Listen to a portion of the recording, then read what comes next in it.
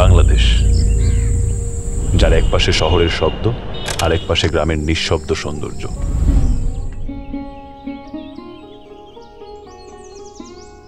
এদেশের শহরের ঘুম ভাঙে যানবাহনের শব্দে।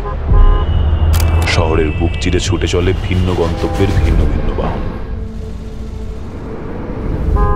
আর রিকশার হ্যান্ডেলে ভর করে জীবনের স্বপ্ন খোঁজে হাজারো মানুষ।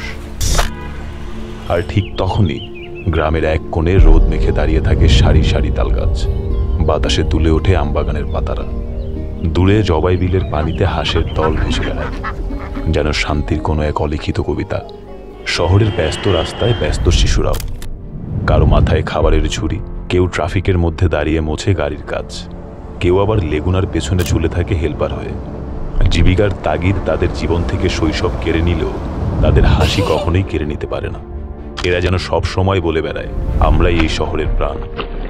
আর এদিকে গ্রামে দিঘির মাঝে ইঞ্জিন চালিত নৌকা ভেসে বেড়ায়, মাথার উপর নীল আকাশ আর নিচে দিঘির পানি।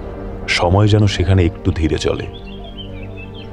শহরের ফুটপাতের হকারেরা শহরকে যেন মাতিয়ে রাখে, বাহারি রকমের খাবারের সুবাস ভেসে বেড়ায় রাস্তায় রাস্তায়। রিক্সাওয়ালাদের হাড় ভাঙা পরিশ্রম আড়াল করে রাখে তাদেরই মন খোলা হাসি। আর গ্রামে তখন কুসুম্বা মসজিদের মিনারে আলো পড়ে, পেছনে তাল সাম্রাজ্যের ভেতর দিয়ে হাওয়া বয়ে যায়, শব্দহীন অথচ জীবন্ত। শহুরে কোলাহলে জ্ঞানের আলো ছড়ায় 21-এর বইমেলা। শিশুদের চোখে আগ্রহ, কিশোরদের চোখে উচ্ছ্বাস। লেখকরা ব্যস্ত অটোগ্রাফে, হাজারো অক্ষর হাজারো কাগজে লুকিয়ে থাকে বাংলার ইতিহাস, স্বপ্ন আর ভালোবাসা। কেউ বইয়ের পাতায় গল্প খোঁজে, আর কেউ খোঁজে ইতিহাস আর সংস্কৃতি। এইটুকু জগতেই যেন জেগে থাকে বাংলাদেশ।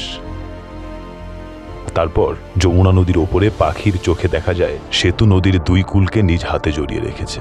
মাজারের মিনারে উড়ে বেড়ানো কবুতরের ঝাঁক যেন বলছে, এই দেশ এখনো উড়তে চায়।